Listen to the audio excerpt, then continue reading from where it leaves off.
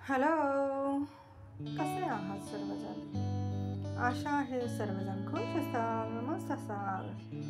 तर आज मुंबईचं आयुष्य ज्याने कोणी जगले आहे त्यांच्यासाठी आजचा लेख आहे. रोजच्या धावपळीत मुंबईचे लोक कसे जगतात आणि कोणकोणत्या समस्यांना तोंड देतात हे आज तुम्हाला ऐकता येईल. रमिला दिदी विरारवरून येते, तर शांता काकी बदलापूर, मीना कल्याणवरून, तर विद्या बोरिवलीवरून.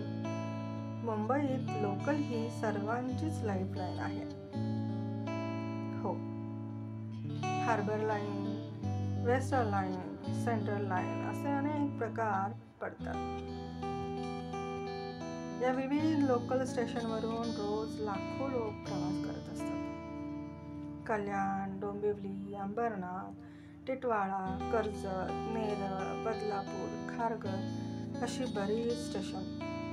दुरून कुठून लोक कामावर, रोजंदारीवर, नोकरीसाठी दररोज लोकलने प्रवास करतात.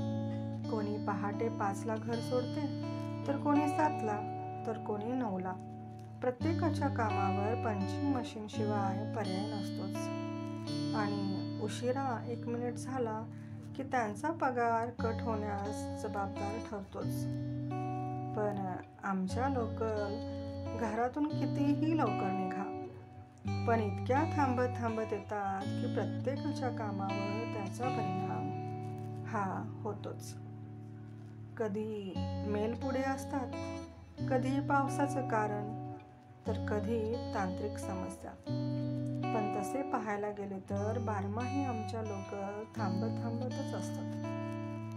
चंद्रावर यान गेलं आहे, आता बऱ्याच यानांची गरज जमिनीवर आहे. कारण खूप मोठे आहे यामागे. घरातून निघाल्यापासून कोणी रिक्षाने येतं, तर कोणी येतं बसने, तर कोणी चालत. तिथून प्लॅटफॉर्मवर मग ट्रेन लागलेली दिसली की आहे तिथून धावत पळत का एकदाच ट्रेन पकडण्याचा आतोनात प्रयत्न करायचा. नाहीच भेटली तर प्लॅटफॉर्मवर लोकलची वाट पाहत बसायची. त्यातून नजर फिरते घड्याळाकडे. वेळ झालेला असतो, पण 9:19ची लोकल आज उशिरा धावत आहे याबद्दल आम्ही दिलगिरी व्यक्त करतो, असेच प्लॅटफॉर्मवर आर्थिकतेने सांगत असतात. ती दिलगिरी आता इतका जवळचा शब्द वाटतो की प्लॅटफॉर्मवर गेल्या तुम्हाला तो ऐकायला भेटणारच, यात शंकाच नसते. रोज प्रत्येक गृहिणी तिची घरची कामं आवरून, बाकीचे डबे, मुलांचे शाळेचे डबे, घरची कामं करून लोकल पकडत असते. बऱ्याच आया-बाया या विरार आणि बदलापूरवरून घर कामासाठी, CST आणि चर्चगेटला कामासाठी येत असतात. पुरुष मंडळींचे डबे तर गच्च भरलेले असतात, दरवाजावर पूर्णपणे लटकत असतात, पण तरीही काहीही बदल होत नाही. अगदी भांडण न करता आहे त्या स्टॉपला उतरतात. भजनाच्या टाळ मृदुंगाच्या नादात रमत गमत घर गाठतात. तरीही दिवसभर 1 मिनिटही लेट झालं तरी पगार कट आणि ओरडा ऐकावा लागतो, तो वेगळाच. त्या 1 मिनिटासाठी पुन्हा संध्याकाळी अर्धा तास एक्स्ट्रा भरून काढावा लागतो. तेव्हा जाऊन कुठे त्या दिवसाचा पगार त्यांना भेटतो. बऱ्याच महिला सकाळी नाश्ता न करता वेळेची ट्रेन पकडतात आणि दरवाजावर उभे राहून खात असतात. का तर आपल्या लोकलमध्ये बसण्यासाठी जागा नसतेच. लोकसंख्याही काही कमी नाही म्हणा. रोज बऱ्याच ताई, मावशी, काकी ट्रेनमध्ये खालीही बसतात आणि गर्दी खाली झाली की शेतात कसे झाडाखाली बसून जेवतात तसेच नाश्ता करत असतात. कारण पोटाला काही आधार नसेल तर ते तरी कसे काम करू शकतील. तरीही कामावर पोहोचण्यासाठी वेळ हा होतोच. तो दिलगिरी व्यक्त करणारा शब्द सोबतच असतो. पाऊस असो, ऊन असो की असो हिवाळा, आमच्या ट्रेन कामावर लेटच पोहोचतात. बरं, प्लॅटफॉर्मवर उतरून आणि पुढे जाण्यास बस, रिक्षा किंवा चालत ऑफिस गाठायचं असतं. मग तेव्हा तर सर्वजण पळत पळत एकदाच का ऑफिस गाठतातच. बॉस विचारतो ते वेगळंच, पण ऑफिसच्या जवळ राहणारा स्टाफ पण हळूहळू विचारतो, आज लेट झालं, काल पण लेट होतं. कामं करायची की उत्तरच देत बसायचं. त्यानंतर होतो दुपारी लंच टाईम. तेव्हाही याच विषयावर सर्वांची चर्चा. तू कितीला आलीस, मी कितीला आलो, आज कुठे ट्रेन थांबली, वगैरे वगैरे. पण समस्या निर्माण होते निघताना. सकाळी वेळ झाला असता, संध्याकाळी मात्र वेळेत विचारून निघण्याचा अधिकार मात्र बऱ्याच नोकरदाराला नसतोच. कसा तरी निघण्याचा वेळ होतो. प्लॅटफॉर्मवर येऊन पोहोचतो तर आधीच मुंबईची प्लॅटफॉर्मवर येऊन पोहोचलेली लोकसंख्या लोकलची वाट पाहत असते. आता संध्याकाळी पण काय, लोकल वेळेत नसतातच. त्यातून ट्रेन दुरूनच येत आहे समजल्यावर प्रत्येक जण ऑलिम्पिकलाच आले आहेत याचा चिता जागता रोजचा जीवन मृत्यूचा खेळ इथे प्लॅटफॉर्मलाच पाहता येतो. धावत्या ट्रेनमध्ये चढण्याचा थरार, त्यांचंही कुठे चुकत असावं असं तेही म्हणतात. जीव धोक्यात घालून चढतात, पण दिवसभरच्या धावपळीतून त्यांनाही काही वेळ आराम हवा असतो.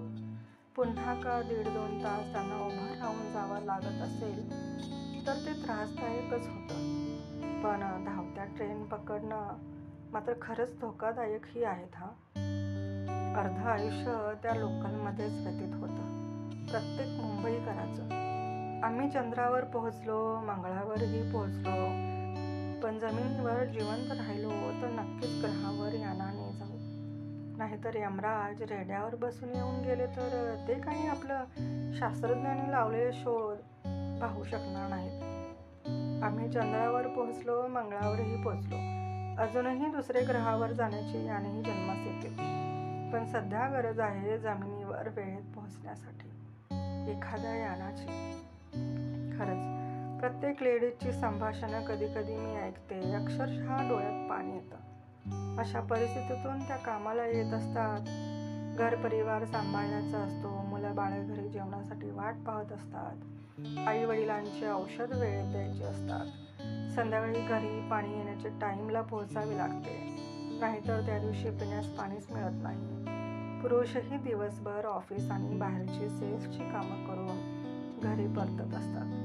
कुणाच्या परीक्षा असतात, त्यांना वेळेत पोहोचायचं असतं. खरंच काल ट्रेनने प्रवास करताना आकाशाकडे नजर गेली आणि वाटलं की बऱ्याच यानांची गरज तर जमिनीवरच आहे. तुम्हाला काय वाटतं?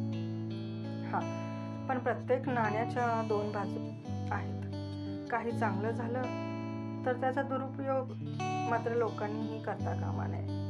प्रत्येकाला स्वतःचं यान भेटलं तर आकाशात विमानांनाच फिरण्याची जागा भेटणार नाही, हे पण झालं.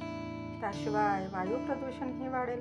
त्यासाठी लोकलच योग्य वेळेत आल्या तर मात्र बरेच प्रश्न सुटले जातील. पण लोकलने प्रवास करणाऱ्या प्रत्येक व्यक्तीला वाटतं आपण प्रगत होत आहोत, आपण दुसऱ्या ग्रहावर जात आहोत, तिथली माहिती काढत आहोत. पण आमचा प्रश्नही खूप मोठा आहे, तो कधी सोडवला जाणार आहे? इतक्या समस्या जरी असल्या तरी दर सणाला आपण लोकलमध्ये तोरण लावतो, रंगीबिरंगी पताके लावतो, टाळ मृदंगाच्या गजरात भजन गायले जातात, मित्रमैत्रिणींचे वाढदिवस साजरे केले जातात, सणवार साजरे केले जातात. असंच नाही म्हणत आम्ही लोकल आमची लाईफलाईन आहे, हो ना? तर भेटू पुन्हा असाच माझ्यासोबत लेखनाचा पुढचा प्रवास करण्यासाठी जोडून राहा रायडर रुपा या आवडत्या यूट्यूब चॅनलवर. तोपर्यंत सर्वांनी काळजी घ्या, मस्त राहा, खुश राहा, सबस्क्राईब करायला नका विसरू. धन्यवाद. हॅलो, रामकृष्ण हरी माऊली. कसे आहात सर्वजण? रायटर रुपा हे यूट्यूबवरील माझे काही महिन्यांपूर्वीच सुरुवात केलेली चॅनल आहे, जे आता सध्या वाचनाची आवड ज्यांना नाही आहे त्यांसाठी एक वेगळ्या विचारांनी हे यूट्यूब चॅनल चालू केलेले आहे. तर यामध्ये तुम्हाला कविता, छान छान गोष्टी, कविता, कथा मराठी आणि हिंदीमध्ये आपल्याला ऑडिओ आणि व्हिडिओ स्वरूपात पाहता येतात. तर आवडल्यास कमेंट, शेअर आणि सबस्क्राईब करायला नका विसरू. धन्यवाद.